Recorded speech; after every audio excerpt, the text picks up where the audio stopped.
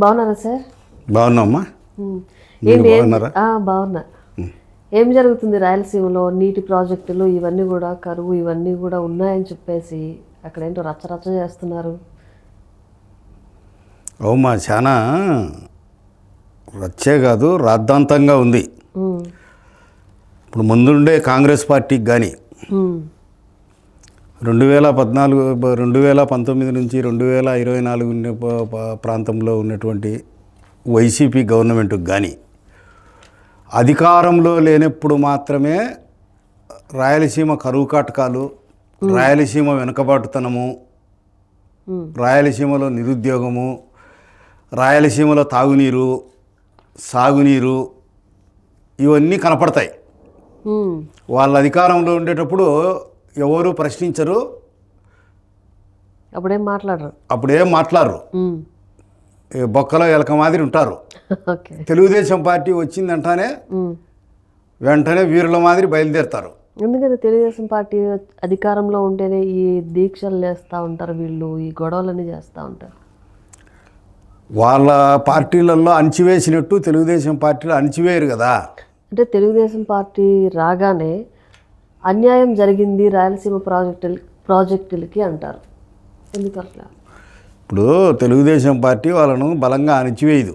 వాళ్ళ అధికారంలో ఉండేటప్పుడు ప్రశ్నించినంత అణచివేసి లోపల పెడతారు. ఇప్పుడు ఫర్ ఎగ్జాంపుల్ చూడండి, రాయలసీమ ఎత్తిపోతల పథకం అది జగన్ ప్రారంభించినాడు. ప్రారంభించి సుమారుగా 980 కోట్లు గుటకాయ స్వాహా చేసి గుటుక్కుని మింగినాడు. 2020లో ఎన్జిటి అభ్యంతరం చెప్పింది, నువ్వు ఎట్లా కడతావయ్యా, దీనికి పర్మిషన్లే లేవని నిలబెట్టేసినాడు. 2024 వరకు సీఎంగా ఉన్నింది ఎవరు? జగన్ కదా. జగన్ ఏమన్నా కుంభకర్ణుని మాదిరి గొరకలు పెట్టి నిద్రపోతున్నాడా? ఆయన మంత్రివర్గంలో ఉండే మంత్రివర్గ సభ్యులు కానీ ఇట్లాంటోళ్ళంతా ఎమ్మెల్యేలు కానీ ఎంపీలు కానీ ఏమన్నా పందుల పెంపకంలో నైపుణ్యం సాధిస్తున్నారా, లేకుంటే గాడిదలు కాయడంలో ఏమన్నా మెలకువలు నేర్చుకుంటా ఉన్నారా? ఏదో రేవంత్ రెడ్డి ఆడ అన్నాడని చంద్రబాబు నాయుడు మీద నిందించడం ఎంతవరకు సబబు? రాయలసీమ ఎత్తిపోతల పథకానికి చంద్రబాబు నాయుడికి ఏం సంబంధం? రాయలసీమ ఎత్తిపోతల పథకం ప్రారంభించింది జగను, 3000 కోట్లు కేటాయిస్తానని. ఆడ మట్టి పనులు అవి చేసి 980 కోట్లు మింగింది ఆయన. బల్లి కదా గోడ మీద ఉండే పురుగును మింగినట్టు నిలబెట్టింది ఆయన. పూర్తి చేయలేకపోయింది ఆయన. రాయలసీమ ద్రోహి చంద్రబాబు నాయుడు ఎట్టయితాడు? జగన్ కదా.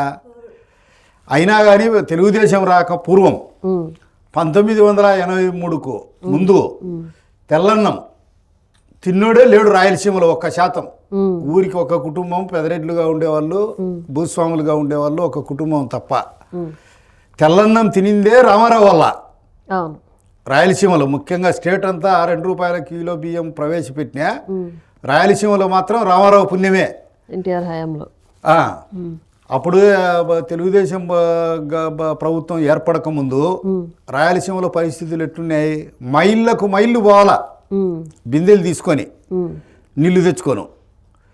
దగ్గర 800 అడుగులు 1000 అడుగులు వేస్తే తప్ప వ్యవసాయానికి సుక్క నీరు లభించేది కాదు.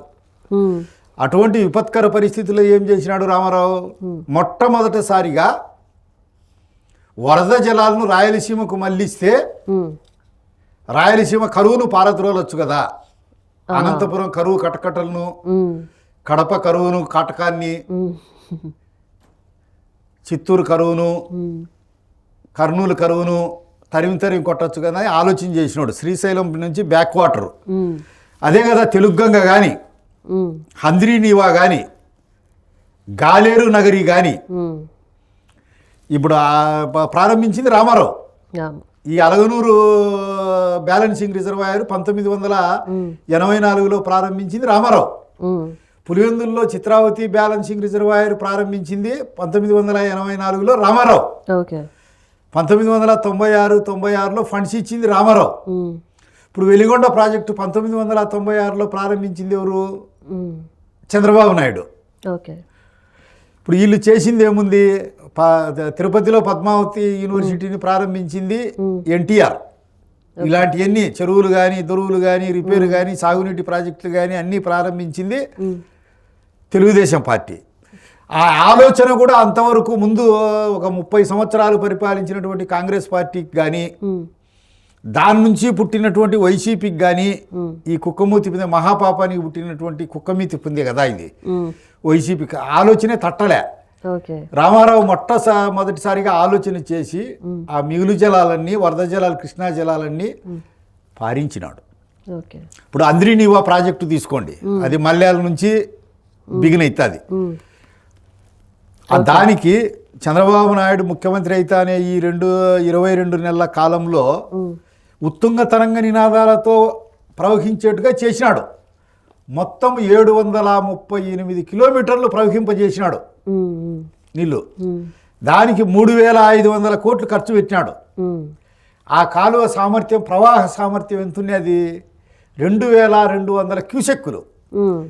అలాంటి దాని కాడవను వెడల్పు చేసి, మరమ్మతులు చేసి, లీకులు లేకుండా, లాకులు లేకుండా లైనింగ్లు ఇచ్చి 3,850 క్యూసెక్కులకు ప్రవాహ వేగాన్ని పెంచినాడు. ఇప్పుడు దాంట్లో 43 టీఎంసీలు 190 రోజుల్లో, ఒక రికార్డు సమయంలో 43 టీఎంసీలు దాంట్లో పాలించినాడు.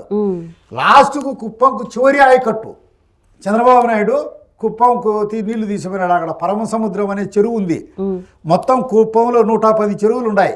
చెరువులు, దొరువులు, వంకలు, వాగులు అన్నీ నింపేసినాడు. అదే జగన్ ఏం చేసినాడు, 2024లో పెద్ద పెద్ద డ్రామా సెట్టింగులు వేసి వాటర్ ట్యాంకర్లు తీసుకుపోయి దాని ఆ కాలువల్లో నీళ్ళు ఇడిచి, నేను నీళ్ళు ఇడిచినానా హో అని తప్పుడు కూతలన్నీ కూర్చున్నాడు. ఆయన ఆ బెంగళూరు పోయి విమానం ఎక్కే లోపలనే ఆ కాలువల్లో ఇడిచిన నీళ్ళన్నీ ఆరిపోయినాయి. అది అతను ఒక లొట్టపీసు ముఖ్యమంత్రి. ఏం ముఖ్యమంత్రి? ఒక లొట్టపీసు ముఖ్యమంత్రి. ముఖ్యమంత్రి అనే పేరుకు కూడా అనర్హుడు.